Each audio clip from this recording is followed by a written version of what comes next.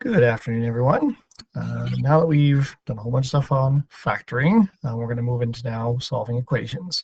So solving polynomial equations works pretty much the exact same way you do with quadratics, right? You're going to factor the equation once you have all the terms on the right-hand side or left-hand side of the equation, and then use the factors to identify roots, okay? It's the exact same process as quadratics, just now we have potentially bigger things, okay? So we're just going to do a couple examples of how this might work.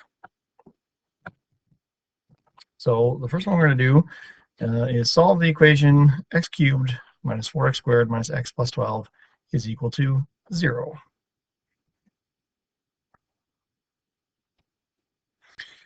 All right, so we've conveniently got everything on the same side of the equation right now. So the first thing we would do is actually look to see if any of the nice factoring techniques work. Okay, so for example, if I take a quick peek here, okay, and don't feel you have to write down this green part right away. Okay, but maybe if I'm lucky, this will factor by grouping. So we do a quick check. I could pull out x squared, and x minus 4, minus 1, x minus 12. Okay, no, those don't match, right? They're not the same, so factoring by grouping won't work. Okay, it's not a trinomial. Okay, there's no common factor, so we're going to have to use the stuff we were talking about on Friday, which is the rational zeros test, right? Test it for roots, see what we can find, and then divide it out. Okay. But again, it's always good to check first, because if you can use one of those easier techniques where you don't have to start guessing and checking for roots, that's definitely a benefit to you. Okay. So to figure out our test values, I'll make a list here. Okay, so for P, that's my factors of 12. So my different factors of 12 are 1, 2, 3, 4, 6, and 12. Okay, and for Q, well, I'm lucky here. I have a coefficient of 1. Okay. So really, I just have my p-values plus or minus 1, 2, 3, 4, 6, and 12. Okay. So I invite you to take a moment on your calculator to start doing some guess and check. Okay, and whoever's on, you should pause the video for a moment. And when someone's got a root, we'll call it out, and then we'll move forward. Okay, so if you've resumed, hopefully you've noticed that if we plug in 3, right, P of 3 is equal to 0. So that means 3 is a root of our equation. So our next step will be to divide that root out. Okay, and I would personally pick synthetic division because it's a little more concise, but it doesn't matter which method you use. Okay, so we identified 3 was our root. Okay, and write down our coefficients. So let's see, drop 1, 3, -1, -3, -4, -12, 0. Okay.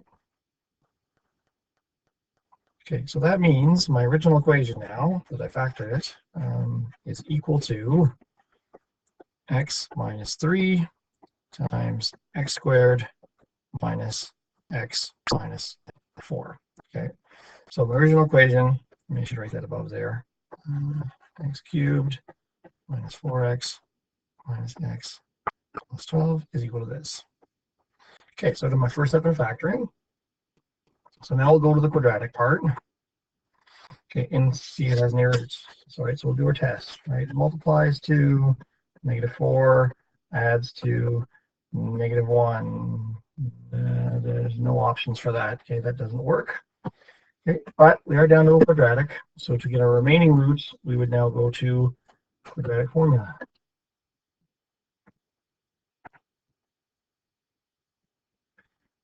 Okay, so we got -b, so 1 plus or minus the square root of -1 squared minus 4 times 1 times -4 all over 2. Okay, which when I run that through, it's going to be 1 plus or minus root 17 over 2. Okay, so my roots, therefore x equals, we have 3 from that first factor we found, and 1 plus or minus the square root of 17 over 2. And there's all our roots. Okay. So again, the entire process is just factor it out as far as you can. Get down to quadratic at the very end, and if you can't factor that, you can use quadratic formula. Okay. So now we'll do a little bit of a word problem. Okay.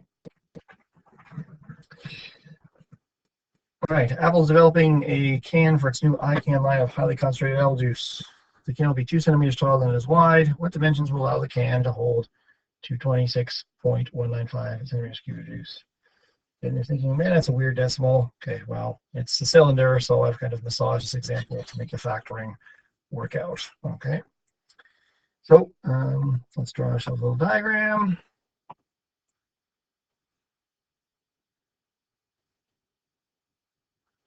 Okay, so all I really know here is that the can will be 2 centimeters taller than it is wide. So whatever my diameter is, okay, so we'll call that D for a moment, is that this is going to be D plus 2. Okay, now we're talking about volume here. So volume equals, okay, and as a little refresher, right, what's the volume for a cylinder? Again, going back to the grade 9 course a little bit, right, the volume of any kind of prism-like object is just the area of the base times the height, and the area of the circle is pi r squared times h. Okay. Now, it would be handy if I had that h in terms of r, okay, so I didn't have 2 variables in my equation. On the side, I've got it in terms of diameter at the moment. That's plus. Okay, but we know that the diameter is really 2 times the radius, so I could have rewritten that expression as 2r plus 2. Okay, so I can start filling things in. My volume is 226.195. That's equal to pi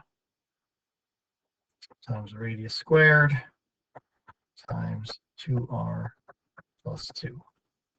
Okay. To create my equation, I'm going to have to expand out the right-hand side and get all my terms on the same side of the equation. So pi r squared times that bracket, I'm going to have 2 pi r cubed plus 2 pi r squared. And then when I bring that other term over, minus 226.195. Okay. Okay. First thing we can do here is common factor.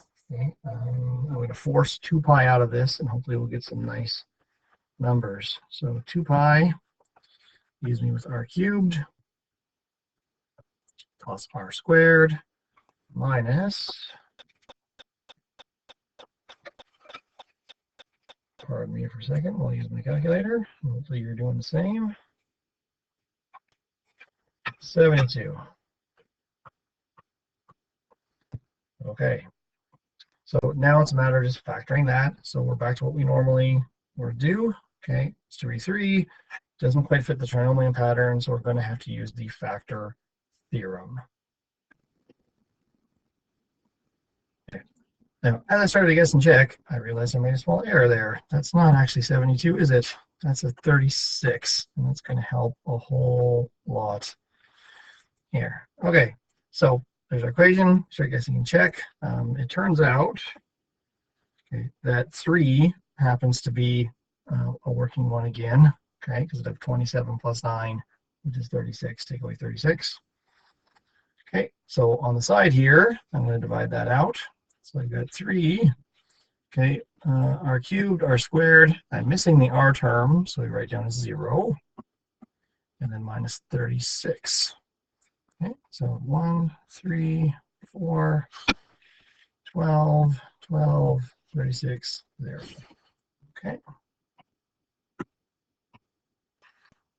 So now 0 equals 2 pi times r minus 3. Okay, and then we have r squared plus 4r plus 12. Great. Our next step would be to check the quadratic formula, okay, and see what kind of roots we can get from here. Again, in the interest of saving a little bit of time, it doesn't have any roots. If you run through and check, your discriminant will be negative, so it has no real roots, which means that it's not applicable here.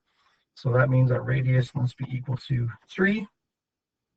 Okay, and our height, which was 2r plus 2, would have to be 8. Okay, so therefore, the can